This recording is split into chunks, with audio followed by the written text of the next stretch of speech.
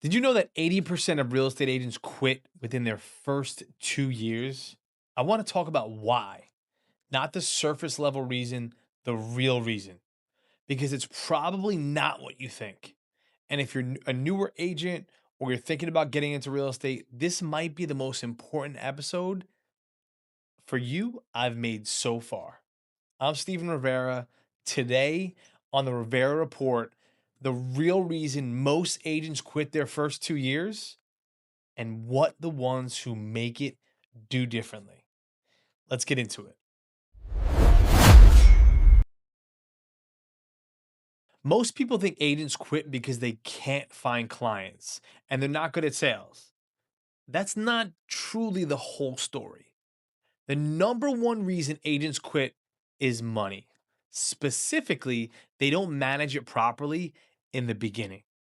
And here's how it happens: you get your license, you're excited, you start spending money on marketing, your car, clothes, business cards, and maybe even leads. And then you wait for the commissions to come in. But real estate has a lag. Your first deal might take 3, 4, maybe even 6 months from the day you started. And in that time, most agents run out of money and they have to go back to either a salary job or wherever they may have come from prior to in terms of a full-time job. The agents who survive in the first 2 years have some sort of financial runway. They started with the savings, or maybe they even kept a part-time job initially for a little bit of income while building their book of business. They didn't treat their first commission check like the finish line. They treated it like the starting line. And if you're getting into real estate, have at least 6 months of personal expenses saved before you truly go full time. And listen, that's not really optional, that's survival. The second reason agents quit is they have no pipeline. Zero. A pipeline is a list of people who are thinking about buying or selling. Not today, but eventually. And the agents who make it are constantly building and nurturing that pipeline. Most new agents focus on the transaction right in front of them. The agents who last focus on the next 10 transactions. That's right, 10. How do you build a pipeline? You tell everyone that you know you're in real estate. You follow up with the people after every conversation. You post content that keeps you top of mind. You reach out to past clients. You build relationships within your community.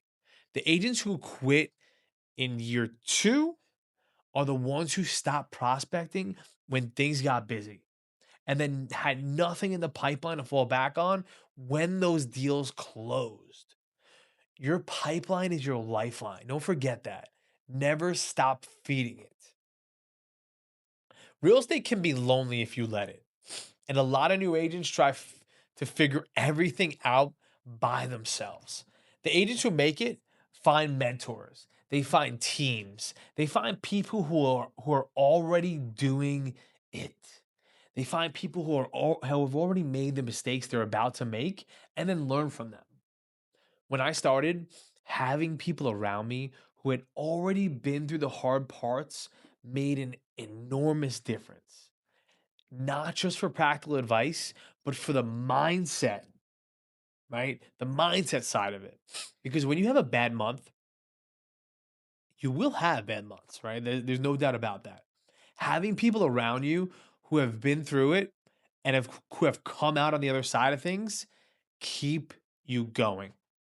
Find your people, join a team if you're just getting started, get a mentor, invest in your education, and don't try to reinvent the wheel, especially alone. This one is simple, but it's where most agents fall apart. They're consistent when things are slow, they're posting, they're calling, they're prospecting, and then when things get busy, within a few deals, they just stop doing all of it. The deals close, the pipeline is empty, and then they're starting from zero again. It's so hard to build traction like that. There's a lot of friction when it comes to just, again, starting from zero again. The agents who build lasting businesses are consistent, whether they're busy or they're slow. And they've created models around that so that it keeps them consistent in that everyday flow. They treat their marketing, their prospecting, their follow up like a job, not something that they do when they have time. One piece of content every week, one follow up every day, one new relationship every month.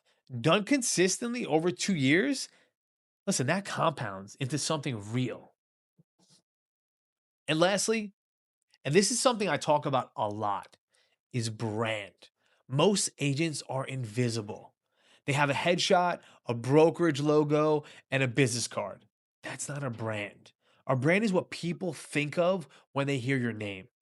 It's what you're known for. It's why someone calls you instead of the other 50 agents in their contact list. Building a brand takes time, no doubt about that.